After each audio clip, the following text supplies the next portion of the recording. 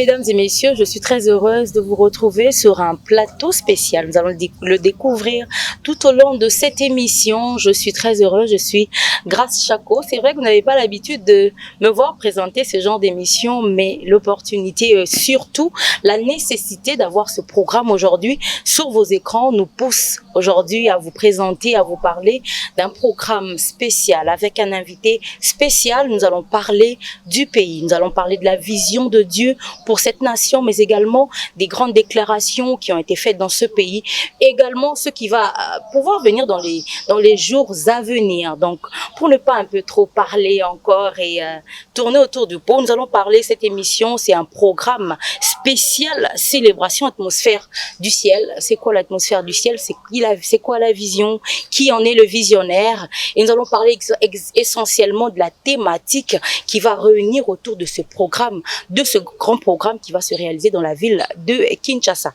Nous allons recevoir sur ce plateau un homme de Dieu très spécial que nous ne pouvons plus présenter. Il est connu dans les réseaux sociaux, il est connu à la télévision, il est connu partout dans le pays, mais également à l'extérieur du pays. Nous avons eu l'honneur de le recevoir sur ce plateau pour vous et c'est avec lui que nous allons discuter autour de ce thème. Merci beaucoup, prophète Francine Ngawala, d'être venu sur notre plateau. Merci Madame Chaco pour l'invitation. Alors, vous êtes marié et père de 4 enfants, vous êtes marié à Madame Nana Ngawala et vous êtes visionnaire du ministère de la Voix de la Puissance Divine. Et vous êtes aussi connu notamment pour plusieurs programmes qui se vivent souvent sur les réseaux sociaux, entre autres les grands jeunes. Nous allons en parler à un moment, et aussi les prédications sur les autels. Donc, les hommes, en tout cas les téléspectateurs, vous connaissent sur ces 2 grands programmes. Bien sûr, il y en a encore d'autres. Et aujourd'hui, nous allons parler de l'atmosphère du ciel. Y a-t-il autre chose à ajouter sur votre profil? Juste ajouter un 2e prénom, ma femme, oui. C'est Nana Espérance. Ça permet, comme on dit, de faire d'elle une grande dame, plutôt que la petite jeune fille qu'elle n'est plus. D'accord, mais elle était quand même jeune fille et vous l'avez aimée dans cette... Oui, mais on tient compte du temps et on s'en accommode. D'accord, alors nous étions en train de dire que nous allons parler de ce programme spécial. Nous allons en arriver, qui va se dérouler le 4 janvier. Ça sera la cathédrale du centenaire. Nous allons en arriver, bien entendu, mais comme je le disais tout à l'heure, vous êtes connu pour les 2 grands programmes, les grands jeunes et votre prédication sur les autels. J'aimerais un peu que vous puissiez nous brosser en quelques minutes votre ministère et votre vocation, votre vision. Ma vision en tant que serviteur de Dieu, et en tant que président de la Voix de la Puissance Divine dans la ministrise, c'est d'abord celle d'amener Christ partout. C'est celle de former des rois, de les introniser dans la prière. C'est pourquoi nous parlons beaucoup de l'onction royale dans nos enseignements. C'est également celle de faire que le chrétien puisse devenir influent dans ce monde, d'où la pensée des autels. Parce que lorsque nous parlons des autels, d'aucuns ne voient que l'aspect satanique de la chose contre laquelle nous nous levons. Mais en fait, les autels, c'est d'abord une invention divine, parce que c'est Dieu qui a créé les autels, et les autels existent au ciel. Au point que dans la tente d'assignation, on a vu également l'existence des premiers autels, parce que l'Éternel avait dit à Moïse, tu bâtiras d'après le modèle qui te sera montré lorsque tu te rendras sur la montagne. Alors, nous sommes également connus pour notre organisation qu'on appelle les grands jeunes et couples. Ce sont des enseignements qui sont très axés sur la vie amoureuse, la vie sexuelle des chrétiens, des couples mariés, la vie amoureuse des fiancés, ayant pour but de pouvoir aider les chrétiens à mener une vie de fiançailles pure. Ça veut dire montrer aux chrétiens qu'on peut être spirituel tout en étant amoureux et tout en sachant exprimer ses sentiments.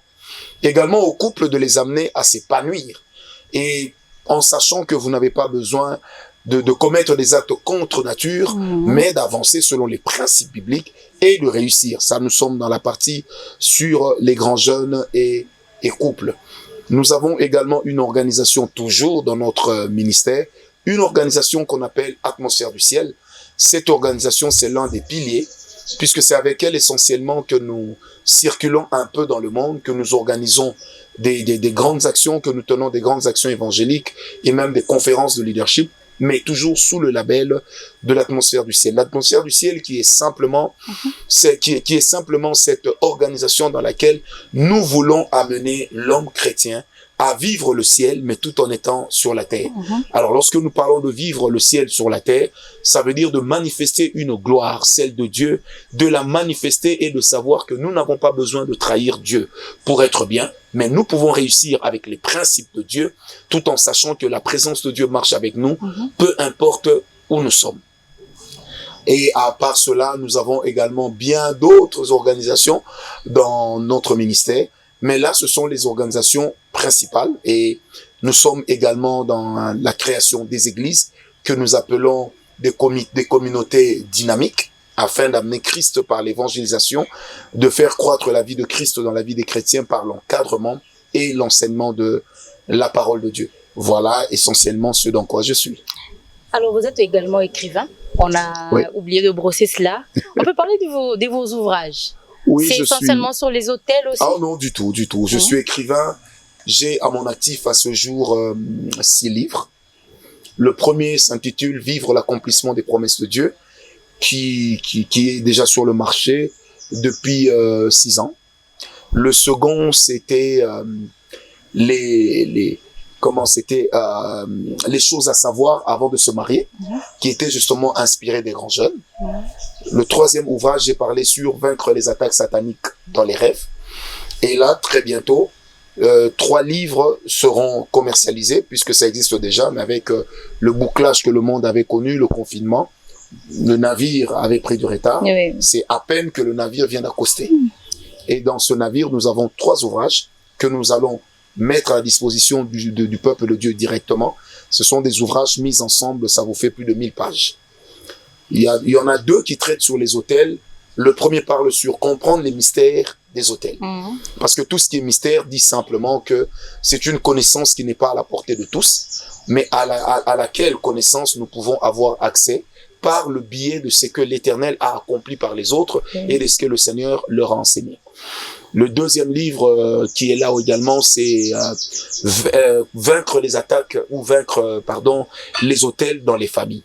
Parce que c'est un socle qui retient plusieurs familles, plusieurs personnes qui pensent peut-être que bon, je me suis converti, ça veut dire que je n'ai plus rien à voir avec ma famille, je suis déjà arrivé au ciel, c'est fini pour moi. Et là, on se rend compte que c'est un bien gros mensonge parce qu'il y a plusieurs chrétiens aujourd'hui qui sont en train de vivre une situation rocambolesque, qui sont en train de vivre une situation compliquée parce que simplement, on a voulu minimiser les faits. Et comme nous aimons le dire aux enfants de Dieu, minimiser les faits ne baisse pas le taux de mal que le diable peut causer. Exactement. Et le dernier livre, c'est 22 grands ennemis contre votre grandeur. C'est-à-dire que quand vous êtes en train de devenir grand, il est de ces ennemis que vous rencontrerez toujours sur votre chemin. Et dans ce livre, la particularité, c'est que nous avons imagé les ennemis par les personnes bibliques. Ouais, on a pris des personnes bibliques, des personnages bibliques, auxquels on a accordé des images d'ennemis. Je donne un exemple, Achitophel dans la Bible. Comment est-ce qu'il a trahi David lorsque David a perdu le pouvoir et que Absalom était là? Achitophel, tout à coup, s'est érigé en ennemi. Pourquoi? Parce que c'est le genre de personne qui vous accompagne, mais en réalité, cette personne n'est pas là pour vous. Elle est là pour elle, mais à vos côtés. Ça veut dire que sa loyauté est liée au fait qu'elle gagne. Et lorsque elle ne gagnera plus, elle sera capable de vous trahir facilement. Vous avez un exemple qui va vous étonner dans ce livre. Oui. Je parle de l'apôtre Pierre, qui peut constituer un ennemi si vous n'avez pas l'Esprit de Dieu. Vous savez, la bonne foi, la bonne volonté, l'amour de l'apôtre Pierre avait amené Pierre pratiquement à dire que Jésus, on ne te pendra pas au bois. Moi, je te défendrai. Et il est passé à l'acte. Alors que c'était dans la volonté de Dieu, dans la préscience divine, que le Seigneur Jésus-Christ puisse mourir à la croix. Ce sont donc là les ouvrages que j'ai. Hâte de lire tous ces ouvrages. J'espère, en 2023, ça paraît déjà. Oui. Bon, il y en a qui sont à l'étranger, qui les ont déjà, parce que c'est également commercialisé sur Amazon. À part ça, il n'y a que moi qui détiens quelques exemplaires. On va voir ça peut-être à la fin. Nous allons parler de l'atmosphère du ciel finalement. Mais j'aimerais qu'on y arrive, puisque c'est un programme qui est axé également sur les déclarations du pays. J'aimerais que vous parliez vous-même aujourd'hui en tant que prophète, votre passion du pays au regard de tout ce qui se passe aujourd'hui en RDC, la guerre à l'est du pays, etc., toutes les déclarations que notre président de la République a fait, toutes les autres, comment on va appeler, les autres structures, comment ça se passe? Comment vous voyez, vous lisez ça personnellement? Vous savez, ma lecture, j'ai eu plusieurs fois également l'opportunité de le dire sur vos chaînes. C'est que le pays n'évolue pas parce qu'on a fait des déclarations. Mais il faut des actes. Exactement. Il faut des actes. Et malheureusement, le francophone est déjà reconnu comme un homme qui ne pose pas beaucoup d'actes, mais qui passe beaucoup de temps à analyser. Lorsque je regarde l'état du pays, je me rends quand même compte que il y a beaucoup de choses qui devraient être faites. Mais pour que les choses soient faites comme il se doit, il s'avère important de reconnaître la source. D'où nos enseignements sur les autels. Exactement. Parce que la source des maux que nous avons actuellement dans ce pays, ce sont les autels sur lesquels repose cette nation. Ça veut dire que les gens ont dirigé cette nation en érigeant des autels à des dieux païens, en érigeant des autels au principe de Baal. Est-ce que ce que vous êtes en train de nous dire, c'est que tous les maux du pays ne reposent que sur les autels? Essentiellement, et je peux le démontrer. Exactement. Lorsque je dis que les maux du pays reposent surtout sur les autels. Pourquoi? Parce que simplement, les autels, là où on les établit, là où on les érige, on invite des esprits qui viennent en réalité imposer leur dictat aux gens qui se trouvent dans cet environnement-là. C'est pourquoi lorsque vous lisez par exemple Éphésiens 6, verset 12, la version parole vivante d'Alfred Cohen dit simplement que Satan, depuis son quartier général, est en train de cogiter avec ces gens comment imposer à l'homme sur la terre son dictat. Et malheureusement, c'est ça. Alors là où il y a des autels, on les remarque par le comportement que les gens du coin ont, qui n'est pas normal. Si aujourd'hui l'Est de notre pays est emprisé par nos ennemis, pensez-vous seulement que ce soit pour les richesses? Non, au-delà des richesses, il y a aussi un problème d'autel. Il y a le fait qu'il y a des gens qui travaillent contre notre peuple. Vous savez, j'ai su démontrer un jour que même lorsque nous parlons de ce projet de balkanisation, l'une des façons pour y arriver, que nos ennemis sont en train d'exploiter, ce sont les autels. Vous me poserez certainement la question comment? Je vous explique. On tue nos femmes, on viole nos femmes, on viole nos enfants, on viole notre peuple à nous, nos frères et nos sœurs de l'Est. On tue nos frères à l'Est. Le sang qui coule sur quelle plateforme? Ça coule sur le sol, sur la terre congolaise, sur la terre de cette nation. Or, le principe biblique est simple. Dans Lévitique 18, la Bible dit ceci, le Seigneur dit à Israël, lorsque tu seras entré en Israël, tu ne commettras pas à Canaan, tu ne commettras pas les péchés qu'ont commis les gens qui étaient avant toi, parce que la terre les a rejetés. Lorsque une terre s'abreuve du sang de son peuple, du sang de ses héritiers, cette terre fait une chose entre deux. Soit elle rejette maintenant sa population, ça veut dire que cette stratégie que nos ennemis ont comprise et qui sont en train de mettre en place pour que notre terre nous rejette. Donc si nous ne nous levons pas dans la prière, demain, nous serons surpris de ce qui va se passer. Les hôtels qui les ont érigés, c'est nous-mêmes ou ce sont nos ennemis qui ont érigé les hôtels pour notre pays? Vous savez, les ennemis identifient les hôtels. Mais parce qu'ils comprennent et ils connaissent, parce que les hôtels, ça repose sur des principes bibliques. Qu'est-ce qu'ils font? Ils viennent exploiter les hôtels qui étaient, mais deuxièmement, ils apportent aussi les leurs. Ils apportent aussi les leurs sur lesquels ils établissent un règne pour leur permettre de pouvoir demain prendre ce qui est à nous. Mais je dis qu'au nom de Jésus, cela n'arrivera pas. Exactement. Alors, la deuxième des choses, qui a érigé au préalable ces hôtels? Lorsque les colons, les explorateurs d'abord sont arrivés dans notre pays, l'histoire que j'ai eu à lire et à étudier à l'école m'a appris que ces explorateurs ont conclu des pactes de sang avec les gens de chez nous. Ils ont pris nos femmes. Et ce n'est pas parce que nos femmes étaient belles, mais c'est à dessein. C'est pas pour rien que Dieu dit à Israël, quand tu seras entré à Canaan, ne donne pas tes fils aux femmes que tu trouveras là-bas. Parce qu'elles amèneront leur Dieu. Lorsqu'ils prennent nos femmes, ils amènent leur Dieu et nos femmes les adoptent. Et nos femmes, que représentent-elles? Eh bien, elles représentent notre maternité. Elles représentent le nombril sur lequel la nation demain va tirer sa force ou peut tirer sa faiblesse.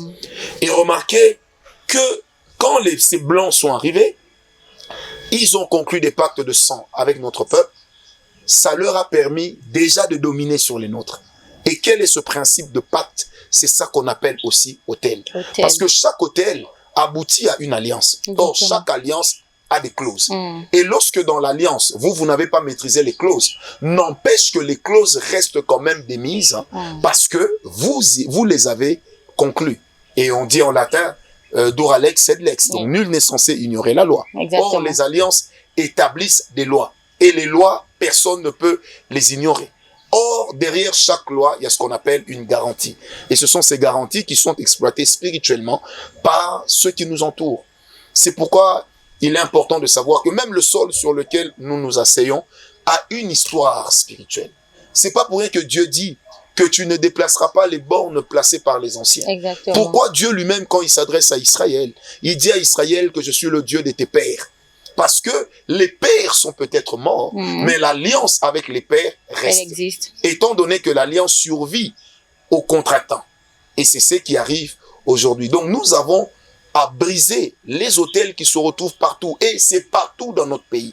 Pour ne parler que de notre pays, c'est partout. Il faudrait que nous puissions réussir, dans le nom de Jésus, à mettre dehors tout ce qui n'est pas de Dieu. Alors, est-ce que vous êtes en train de nous expliquer que les députés nationaux devraient être des chrétiens, essentiellement, ou le président de la République, finalement, il devrait venir un jour dans l'Assemblée, s'agenouiller, et que nous soyons sûrs, allez, puisque le président de la République est venu, il s'est agenouillé, on a détruit tous les hôtels, tout va marcher. Les hôtels ne se détruisent pas en se mettant à genoux. Non. Les hôtels, pour les détruire, il faut commencer par les identifier. Exactement. Il faut identifier les lieux où ils ont été érigés. C'est pas pour rien que chaque roi nouveau qui arrivait en Israël, lorsqu'il voulait que la nation marche avec Dieu, il identifiait tous les hauts lieux. Ensuite, qu'est-ce qu'il faisait? Il les brisait. Et lorsqu'il les avait brisés, qu'est-ce qu'il faisait? Il invitait le souverain sacrificateur. Exactement. En présence de l'arche de l'Éternel, on établissait l'autel de l'Éternel. Et on n'établit pas l'autel de Dieu sans sacrifice voué à Dieu. Parce que l'autel, ça a été même à la base de la sagesse avec laquelle Salomon a dirigé Israël. Dans 1 Roi 3, lorsque Salomon, Dieu est venu le voir pour lui dire « Qu'est-ce que tu veux que je fasse pour toi ?» Mais il y avait un acte qui avait été posé avant. C'est que la Bible dit Salomon avait offert à l'Éternel 1000 holocaustes. Mais en présence de qui? En présence de l'arche de l'Éternel et en présence des sacrificateurs. Ça veut dire que dans la nation, il existe des personnes auxquelles Dieu a donné une responsabilité spirituelle, qui peuvent parler de la nation à Dieu, et qui peuvent parler de Dieu à la nation, et qui peuvent avoir un impact. Vous savez, la personne du chef de l'État, c'est un régime, le chef de l'État peut passer, mais la nation survit au régime, la nation survit à ses dirigeants. Donc, il est important que nous, en tant qu'Église, que nous comprenions quel est le rôle qui nous incombe. Et que quand nous enseignons à notre peuple sur la nation, on doit connaître les bases spirituelles sur lesquelles nous partons. Et non pas aller juste d'une manière olé olé pour dire, allez, on va invoquer le sang de Jésus à la croix, Rabba Sheka Baba, et puis paf, on sort, c'est fini, chacun rentre chez lui, mais il se retrouve toujours dans la même situation, vivant une situation de crise permanente, et ça, c'est un problème. L'atmosphère du ciel, vous avez dit tout à l'heure qu'il faudrait que le chrétien vive ce qu'il y a au ciel sur la terre. Parlez-nous en plus, parce que c'est de ce programme dont nous allons parler tout à l'heure. Vous savez, dans l'atmosphère du ciel, lorsque vous lisez la parole de Dieu, la Bible dit, tel Dieu est au ciel, tel nous sommes sur la terre. La Bible le dit d'une manière vraiment claire, c'est un indicatif. Mais la vérité, c'est que aujourd'hui, ça reste encore un vœu.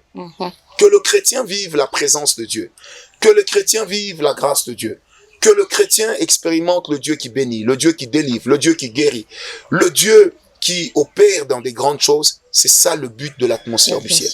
Parce que lorsqu'on peut changer une atmosphère, on peut alors affecter ceux qui sont dans l'atmosphère. Donc ça, c'est l'un des principes avec lesquels Dieu travaille et avec lesquels nous aussi, nous aimons travailler dans l'atmosphère du ciel. Alors, nous l'avons carrément institué comme un programme avec lequel nous allons partout dans le monde. Alors, dans l'atmosphère du ciel, chaque 4 janvier, depuis bientôt 20 ans, nous tenons des matinées de déclaration prophétique. Lors de ces matinées de déclaration, comme le dit le mot déclaration, qu'est-ce que nous faisons?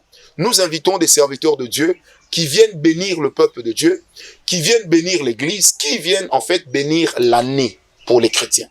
Et nous avons déjà à ce jour récolter des témoignages et des témoignages. Nous choisissons comme ça quelques serviteurs de Dieu qui viennent, ils bénissent l'Église, ils bénissent les saints, ils bénissent les chrétiens, parce que toute espérance a besoin d'être boostée et toute espérance a besoin d'être soutenue. La Bible dit, mon juste vivra par la foi, et dans la foi se trouve la notion de l'espérance. Donc chaque 4 janvier, depuis 19 ans, et le 4 janvier 2023, ça sera la 20e année, nous nous retrouvons autour de la parole de Dieu pendant quelques 4-5 heures. On fait des déclarations au peuple de Dieu. Avec le peuple de Dieu, on les amène dans la prière. Il y a des serviteurs, celui qui a un message, celui qui a une prophétie, celui qui a une pensée divine, la livre, celui qui n'a rien, mais qui pense que je peux juste déclarer la parole de Dieu. C'est la sémence par excellence. Et c'est comme ça que s'organisent les 4 janvier, nos matinées de déclaration prophétique sous le label Atmosphère du ciel. Quel est l'héritage depuis son lancement? Vous avez parlé des témoignages. Avez-vous, vous avez parlé des ouvrages il n'y a pas longtemps, vous allez récolter tous ces témoignages quelque part, l'héritage depuis son lancement? Oui, il y a un héritage qui existe. C'est vrai que le travail d'archivage est en train d'être fait. Déjà, d'un point de vue ecclésiastique, l'atmosphère du ciel a permis de montrer aussi à l'Église que malgré nos différences et non nos différends, les serviteurs de Dieu peuvent être ensemble. C'est déjà une image d'unité, une image d'amour que nous ressortons. Lorsque à la fin de chaque atmosphère du ciel, de chaque déclaration prophétique, les enfants de Dieu, les serviteurs de Dieu se mettent ensemble autour du drapeau pour demander au Seigneur de bénir cette nation, pour demander au Seigneur de garder cette nation. C'est déjà quelque chose d'extraordinaire que nous faisons. Il y a un autre héritage, c'est que il y a plusieurs personnes qui ont commencé une année avec des paroles et ces paroles les ont conduits durant l'année. Ils ont terminé l'année en voyant l'accomplissement de ces paroles.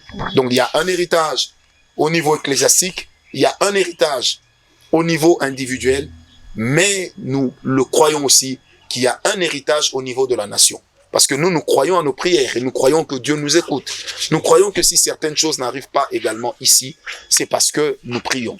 Je vous donne un exemple. Lors de la matinée des déclarations prophétiques d'il y a quelques années, alors que d'aucuns se disaient que la passation de pouvoir entre l'ancien régime et le nouveau serait houleuse, nous avions osé dire du haut de la chair que la passation du pouvoir se fera sans heurts. Il n'y aura pas un seul crépitement de balles et que tout ira bien. Il y a des gens qui sont venus me voir à la fin pour dire vous êtes un peu fou. Comment vous osez dire ça? Vous avez déjà vu en Afrique quelqu'un partir sans vouloir s'accrocher? Eh ben, quand on l'a vu s'accomplir, nous nous sommes dit Dieu ne nous a jamais menti. Exactement. Alors la thématique, ceux qui rendent le pays habitable. Est-ce qu'on peut en parler? Ça signifie quoi? Ça vient de quel livre de la Bible? Expliquez-nous un peu la vision de cette thématique. Vous savez, lorsqu'on est en train de parler, dans la Bible, on parle de celui qui rend le pays habitable. Mais puisque nous croyons que tous nous sommes un amas de personnes, ensemble nous rendrons ce pays habitable. Rendre un pays habitable, ça veut dire que le pays puisse être réellement prospère. Exactement. Comme le dit d'ailleurs notre hymne national, que ce pays, nous puissions le léguer, nous, demain, à nos enfants, en sachant que ce pays n'est pas prospère que parce que nous le déclarons, parce que nous l'avons étudié dans l'histoire, mais ce pays est prospère parce que il est refondé sur des principes de Dieu. Alors, rendre le pays habitable, c'est également aider à ce que ce soit l'homme politique, que ce soit l'homme qui est dans l'économie, qui agit dans la culture, dans n'importe quel domaine, que nous puissions avoir une culture qui va de l'avant, que nous puissions avoir une nation qui va très loin. C'est pourquoi le 4 janvier, avec ce thème particulier, nous allons passer du temps dans la prière. Nous avons même pour la première fois invité 2 catégories de déclarants. Donc nous avions invité ceux que j'appelle des pères, des aînés, qui seront là, des personnes qui ont passé du temps avec Dieu, des personnes qui ont démontré leur capacité d'influencer les choses dans la nation, qui seront là aussi pour pouvoir bénir particulièrement la nation. Et le reste, donc nous autres, moi, le prophète Jean Toto, le prophète Jogras Mwenze, le prophète Epaphras Sunda, l'apôtre Mongali, le pasteur Annie Kondo Akondo, le pasteur Flarin Kanto, le docteur Silas Makango, nous allons nous focaliser sur la vie du peuple en face de nous. Parce que s'il y en a qui, en amont, bénissent la nation, En aval, il faudrait que l'individu qui représente le peuple puisse être lui aussi transformé. C'est pourquoi nous disons, nous rendrons ce pays habitable. Alors, ce programme ne serait-il pas aussi, par rapport à la thématique, des moments de réflexion au-delà de la prière? Parce que vous devrez peut-être vous asseoir également avec les chrétiens pour aujourd'hui parler de la corruption, aujourd'hui parler de toutes ces luttes que le gouvernement ou le pays est en train de vouloir avoir, pour qu'au-delà de la prière, qu'on passe à l'action finalement. Parce que le chrétien, au-delà de la prière, est-ce qu'il pose des actes pour que le pays soit habitable? C'est justement pourquoi nous aurons plusieurs déclarants. Parce que les déclarants, chaque déclarant a sa particularité. Chaque déclarant apportera à l'Église, apportera à la nation sa contribution d'après ce que le Seigneur a déposé en lui. Mais comme vous le savez aussi, certains mots de la nation, lorsque nous les attaquons, il faudrait une certaine sagesse. Vous voyez, parce que la démocratie ne doit pas non plus être confondue au libertinage. Oui. Donc, sans compter aussi que, je le dis avec un air un peu ironique, nous sommes en Afrique. Exactement. Ça aussi, c'est un autre aspect. Mais déjà, dans toutes nos prédications, dans nos cultes et consorts, nous poussons déjà le chrétien congolais à la réflexion. Exactement. Nous aimons que le chrétien congolais sache qu'il peut être un agent pour le changement de ce pays. Vous savez, je me rappelle un jour, à la veille d'une élection présidentielle, j'ai dit au peuple de Dieu, tous ces gens qui se font élire députés, sénateurs, chefs d'État et consorts, en fait, quand ils pensent se faire élire, ils nous cherchent dans les églises. Mais quand ils sont élus, ils nous oublient. Ils sont des fois ceux qui veulent promouvoir des lois qui ne sont pas bibliques. On a déjà vu l'Assemblée nationale de 7 nations tenter de faire passer une loi sur le mariage pour tous. Dieu merci, ça n'était pas passé. Mais ne sont-ce pas là des personnes que nous avions élues qui ont dit Alléluia, Amen dans nos églises? Or, vous savez que nous, en tant que corps constitué, Église, nous avons la capacité de sanctionner tout celui qui dirige mal. Exactement, mais finalement, on a l'impression que vous ne le faites pas suffisamment. Est-ce que vous, en tant que corps, en tant que pasteur, avez-vous déjà rencontré, parlant du président Bosso de l'Assemblée nationale, avez-vous tenté de rencontrer le président du Sénat, avez-vous tenté de rencontrer le Premier ministre pour lui dire ce que Dieu nous dit par rapport à cette nation? Je vais peut-être vous étonner, est-ce que vous savez que tous ces gens-là que vous citez ont beaucoup de prophètes autour d'eux? Malheureusement, c'est la vérité. Lorsque on est influencé par son intérêt personnel, on ne tient plus compte de ce que la masse vit. Or, nous, en tant que serviteurs de Dieu, nous avons un engagement. Lequel est-ce? C'est que nous avons l'engagement de parler aussi de notre peuple à Dieu. Mais si on peut parler de notre peuple aux gouvernants, nous le faisons. Mais après, leur parler ne veut pas dire qu'ils vont appliquer ce qu'on leur a dit. Parce que vous savez que l'homme politique, généralement, n'applique que ce qui lui plaît. Puisque après, c'est lui qui a la signature. Le sacerdoce est bon, mais le roi est au-dessus du sacerdoce. Exactement. On ne doit pas l'ignorer. Vous savez, nos autorités aiment bien les prophètes qui vont venir les acclamer et les caresser dans le sens du poil. Nos autorités aiment bien les prophètes qui vont leur dire, voilà, le Seigneur a dit, tu auras un deuxième mandat. Le Seigneur a dit, tu seras encore président de l'Assemblée nationale l'été prochain ou le mandat prochain. Bref, il y a cela. Mais il faut beaucoup de courage et suffisamment de grâce et de force pour pouvoir dire certaines vérités. Mais je peux aussi insister. Est-ce que toutes ces personnes, quand on leur dit ce que Dieu a dit, écoutent-elles, font-elles ce qu'on leur dit? Après, ce qu'on leur dit de la part de Dieu n'est pas non plus une imposition. Exactement. Puisque cela est aussi soumis à leur propre analyse. Parce que même dans la parole de Dieu, aux prophéties, on ne dit pas Alléluia, Amen. Il faudrait que les anciens se mettent, qu'ils analysent la prophétie, et pour savoir quelle suite donner à cela. Nous allons parler du programme des grands jeunes. Je pense qu'on est en train d'aller dans les 10 dernières minutes. On ne va pas quand même recevoir le prophète Francine Ngawala et ne pas parler des grands jeunes. Ce programme, je me rappelle moi la première fois où j'ai suivi ça sur, je crois TikTok, où j'ai dit waouh, est-ce qu'on peut dire des choses de manière crue comme ça, de manière pas voilée? Mais vous savez, le problème c'est l'hypocrisie dans le vécu. Vous allez voir un papa et une maman qui sont en train de suivre la télé avec leurs enfants. Lorsqu'il y a des scènes de personnes qui s'embrassent, permettez-moi de dire comme ça, les enfants font Ils feignent d'être gênés, mais ils le font en secret. La pudeur, oui, on en a. Mais dire les choses crues aux enfants de Dieu, nous nous sommes dit que c'était le meilleur moyen pour les aider à ce que ces sujets qu'on pense être tabous soient quand même dévoilés et qu'on puisse en parler. Vous savez que dans plusieurs familles, on ne parle pas de la sexualité. Oui, ça c'est vrai. On ne parle pas. C'est lié au bantou, à la... C'est pas parce que c'est lié au bantou que nous devons nous aligner. Aujourd'hui, nous sommes dans une société qui est moderne. Le bantou, avec son smartphone, il est en Corée, il est en Chine, il est à Paris, alors qu'il n'a jamais passé les frontières du Congo central. Donc c'est pour dire qu'aujourd'hui, le monde est en train de devenir une grande région, un grand village. On ne doit plus se leurrer. Il faut se dire les choses en face. Dire aux enfants de Dieu, vous voyez l'impudicité, ça fait du bien au corps, mais ça détruit l'âme et l'esprit. Exactement. Dire aux enfants de Dieu que quand vous êtes mariés, vos relations sexuelles sont à prendre au sérieux. Parce que c'est l'une des clés de la stabilité d'un couple. Ça ne veut pas dire qu'on leur ment ou qu'on leur parle sans pudeur. Et pouvez-vous imaginer, Madame Chako, combien de personnes, combien de couples aujourd'hui en souffrent? C'est que nous avions commencé ici à 10 ans, comme étant des programmes qui n'étaient dédiés qu'aux grands jeunes.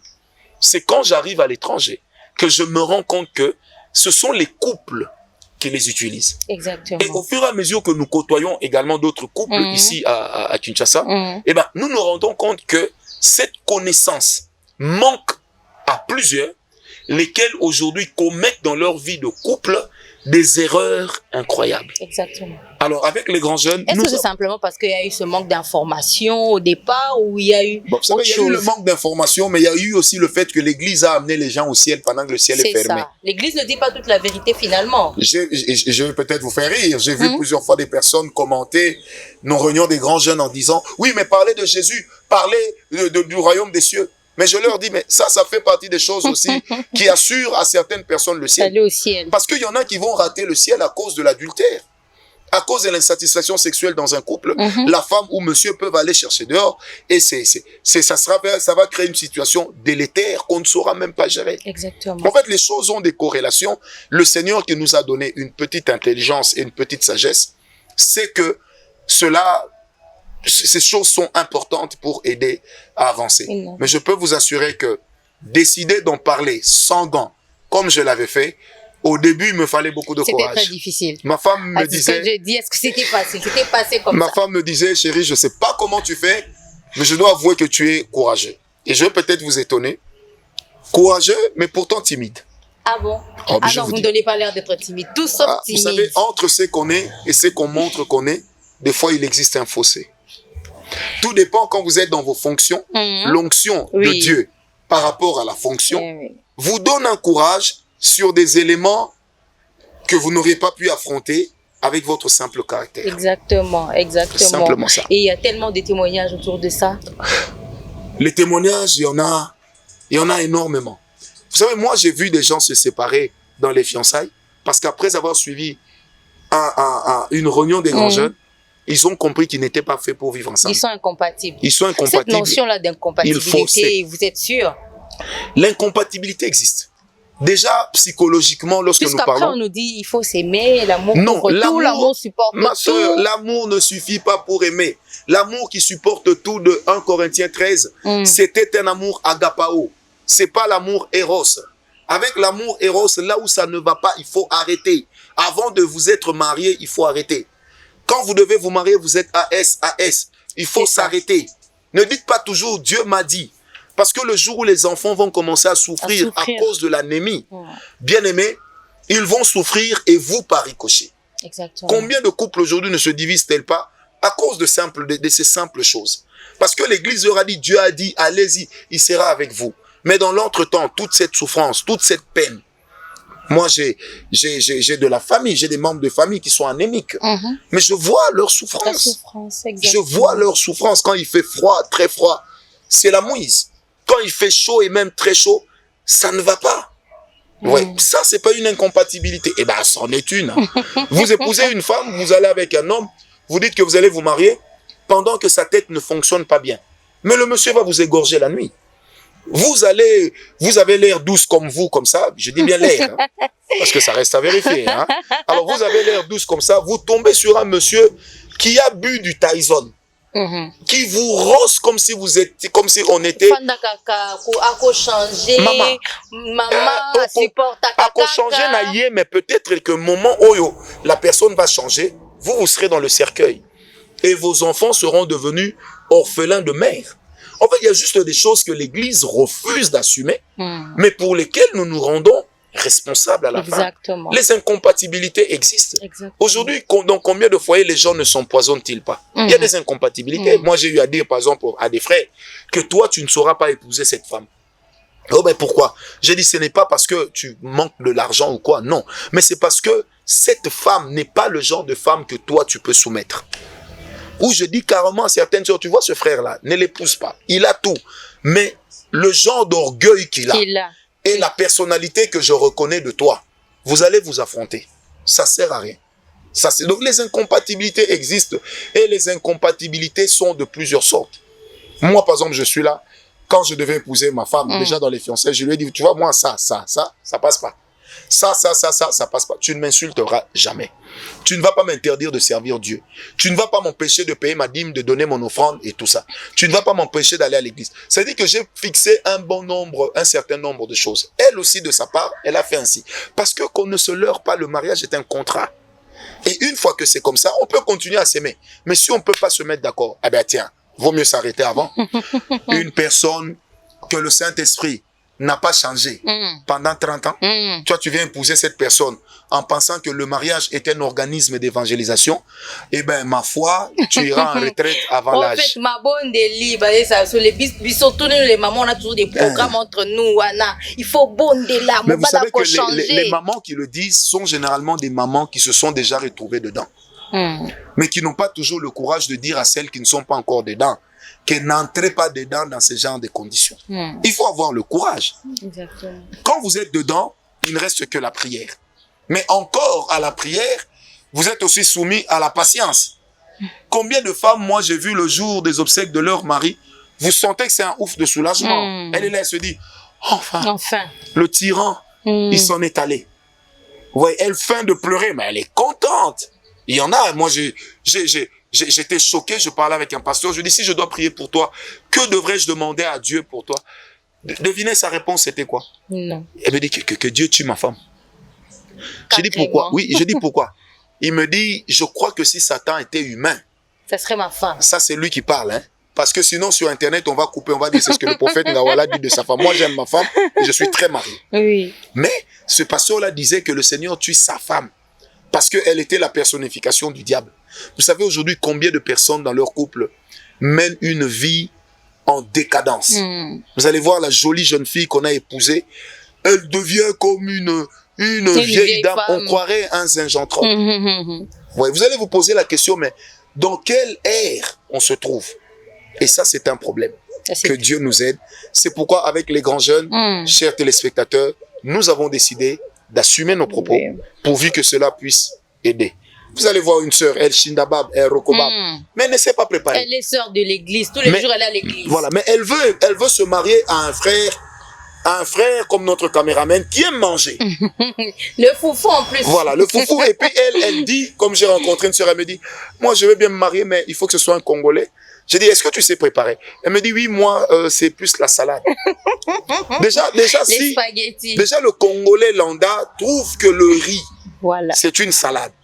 Maintenant, toi, tu lui amènes la salade même avec les olives vertes et le chou. Ça ne passera pas. Mais il y a des gens qui vont se retrouver comme dans une sorte ils penseront qu'ils sont en train de connaître la tribulation. Exactement. Et ça, c'est des choses pour lesquelles nous avons dit never. Il faut parler. C'est quelque chose que c'est vraiment un programme sur les réseaux sociaux qui cartonne à tout moment quand il y a des capsules.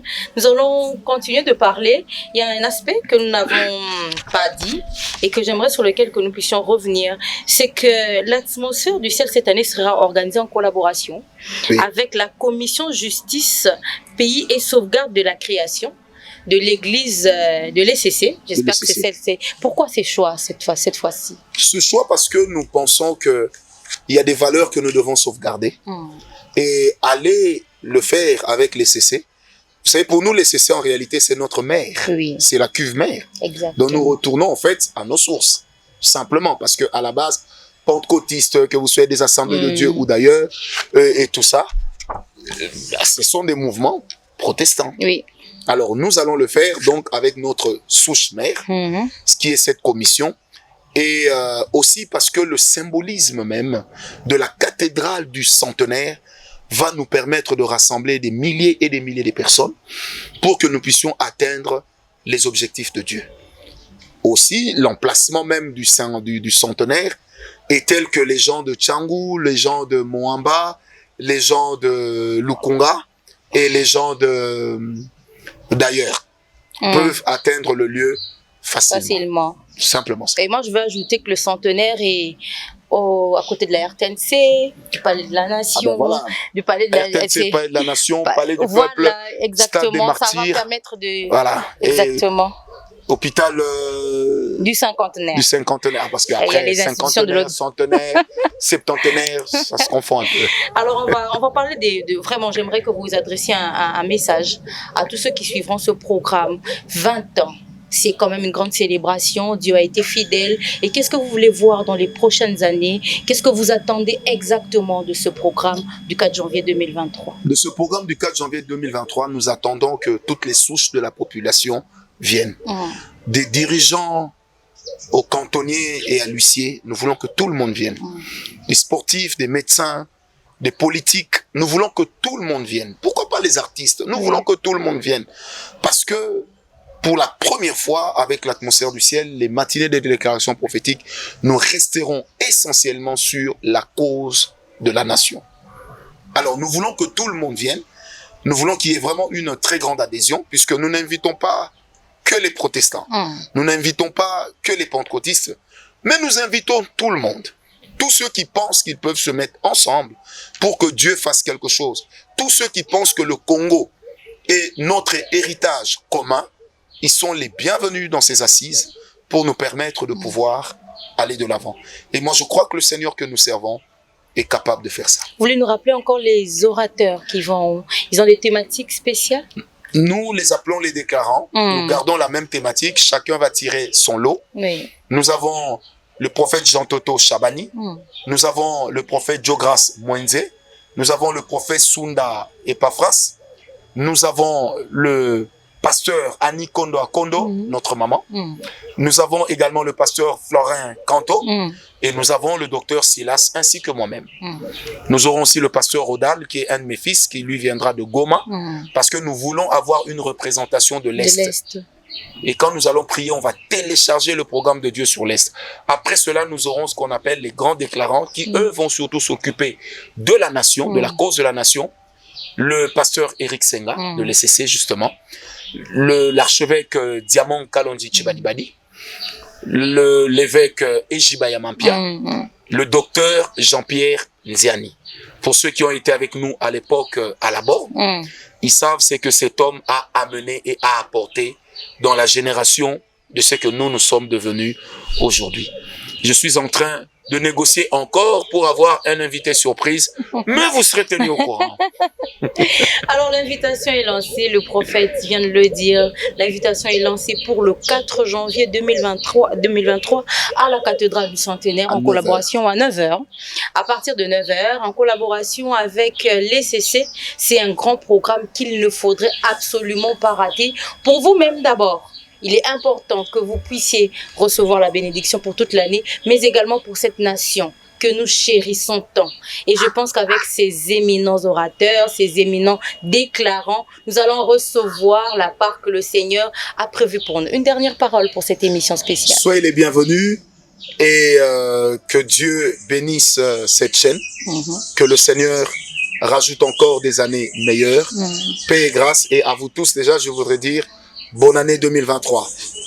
Moi, je voudrais vous dire à très bientôt. On va se retrouver le 4 janvier tous ensemble pour célébrer. Exactement. On va aussi danser, chanter, louer le Seigneur pour ce qu'il aura fait pour nos vies et surtout pour ce qu'il va faire en 2023. Vous le savez, c'est une année électorale et nous voulons prier déjà pour anticiper un peu les choses afin qu'elles se passent dans le calme total. Merci à tous, mesdames et messieurs, de nous avoir suivis dans ce programme spécial. Merci également à madame Myriam Balanga, à Patrick Mamba qui ont réalisé cette émission. Vous allez la retrouver sur MB Télévision, mais également sur toutes les autres chaînes partenaires et sur les réseaux sociaux. Merci encore au prophète Francine Ngaola de nous avoir. Merci, paix et grâce. Merci beaucoup et à très bientôt. Au revoir. On se retrouve très prochainement avec le même plaisir.